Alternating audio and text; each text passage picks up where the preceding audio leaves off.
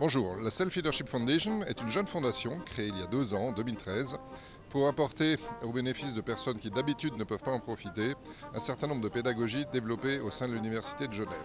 Nous nous sommes rendus compte que l'intergénération pouvait être utile. Comment les plus jeunes pouvaient bénéficier de l'expérience des plus anciens qui, en la transmettant, trouvaient de ce fait un sens, mais aussi comment les plus jeunes pouvaient aider les plus anciens à s'adapter à un certain nombre de nouvelles technologies, de nouvelles façons de fonctionner dans le monde d'aujourd'hui. Ici, à la Cité des Métiers 2015, nous avons donc décidé de mener une enquête auprès des plus jeunes et de leurs parents pour voir quel sens avait pour eux ce mot intergénération. Qu'est-ce que c'était de travailler entre un plus jeune et un plus ancien? Qu'est-ce que ça voulait dire? Est-ce qu'on en avait envie? Quelles étaient les fantaisies, les perceptions, mais peut-être aussi les idées qui pouvaient naître? Nous avons donc monté ce micro-trottoir avec le soutien de l'Union des associations patronales genevoises et du cabinet d'architectes OSS dans le but d'aller à la rencontre de ces jeunes, de leurs parents et de leur poser un certain nombre de questions.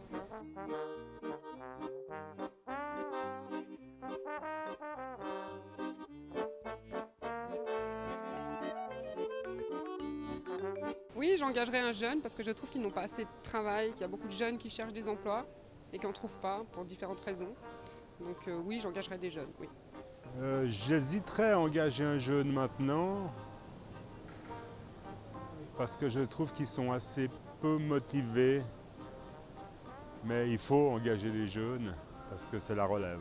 Alors, si j'étais chef d'entreprise, j'engagerais un jeune parce qu'un jeune peut avoir d'autres idées, voir une optique différente et apporter des nouvelles idées dans la société, dans l'entreprise. Oui, bien sûr, il faut les engager, il ne faut pas les laisser sur le bord de la route. On a trop de jeunes. À Genève, je crois savoir qu'on a 850 élèves qui sortent du cycle d'orientation chaque année et qui sont promus à rien. Il faut que le patronat fasse un monstrueux effort de recrutement.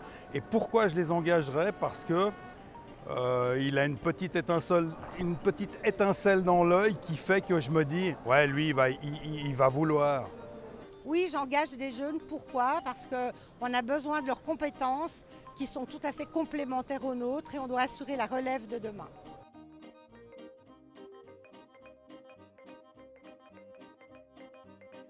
Alors, en tant que jeune, j'engagerais quelqu'un de plus âgé que moi pour l'expérience, je pense. Alors, pour ma part, j'engagerais quelqu'un de plus âgé que moi pour son expérience de la vie professionnelle. Et comme ça, grâce à cette expérience, mon entreprise peut justement être en bonne santé. Quelqu'un de plus âgé que moi pour avoir pas mal d'expérience et pour aider les plus jeunes qui viennent. Déjà, ça dépendrait du métier, mais oui, pourquoi pas. Moi, je dirais oui, car les personnes âgées ont la plupart du temps une grande expérience, pas forcément dans le domaine du travail dans lequel je suis patron, mais également dans la vie professionnelle. Il a eu d'autres travails, il a une certaine expérience acquise, donc c'est pour ça que j'engagerais une personne plus âgée que moi. Si je devais trouver un truc pour faire travailler ensemble un jeune employé et un employé plus âgé, je pense que je mettrais justement en avant leurs qualités respectives, valoriser l'entraide et puis aussi la complémentarité des capacités en fait, de chacun, valoriser vraiment ce que chacun peut apporter parce que je pense vraiment que c'est vraiment la personne qui compte et pas forcément l'âge. Au contraire, quelqu'un de plus âgé peut avoir beaucoup d'expérience à apporter à quelqu'un de plus jeune. Oh, c'est une question de personnalité. Les jeunes et les vieux ne sont pas faits pour être antagonistes, ils sont simplement compatibles si vous voulez. Je dirais même qu'un jeune qui travaille avec un vieux a plus de chances de s'améliorer que de travailler avec d'autres jeunes, au moins il bénéficiera de l'expérience du vieux. Pour qu'une bonne liaison entre les jeunes et les personnes âgées marche, je mettrais tout le monde égaux, et tous sur le même piédestal. Évidemment, il faudra que vous créez une sorte de lien, il faudra que vous créez une complicité, mais bien évidemment qu'il y ait toujours un respect entre les employés. Alors je pense qu'un jeune, je le ferais peut-être plus travailler que le vieux. Parce que en fait le truc c'est qu'un jeune, je pense qu'il a besoin de plus de travail. Et puis par rapport notamment aux vieux, je pense qu'il devrait peut-être avoir moins de travail parce que après je pense que le soir il est plutôt fatigué et puis voilà donc. Parce qu'une des méthodes, ça serait déjà de faire des équipes où on mélange les différentes générations et veiller à ce que chacun puisse apporter ce que lui sait ou ce que lui maîtrise bien dans le travail en groupe.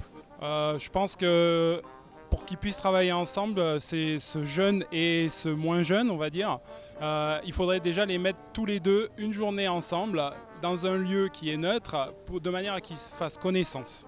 À partir de là, il y aurait un échange sur comment accepter l'autre et à partir de là, ils pourront intégrer l'entreprise ensemble et partager. Surtout le plus ancien fera partager sa passion avec le jeune. Avoir un dialogue, le pour et le contre du senior et le pour et le contre du junior. Je pense que les relations entre les employés vont au-delà du travail. Et il faudrait mettre les employés, donc jeunes et âgés, sur une même longueur d'onde. Il serait intéressant d'étudier les profils de nos employés et essayer de faire des duos ou des groupes de personnes avec peut-être les mêmes intérêts pour qu'ils puissent avoir des sujets de discussion communs en dehors du travail. Alors, comment faire travailler un jeune collaborateur avec un collaborateur ou une collaboratrice plus âgée? La méthode, elle est très simple, confiance, responsabilité, délégation.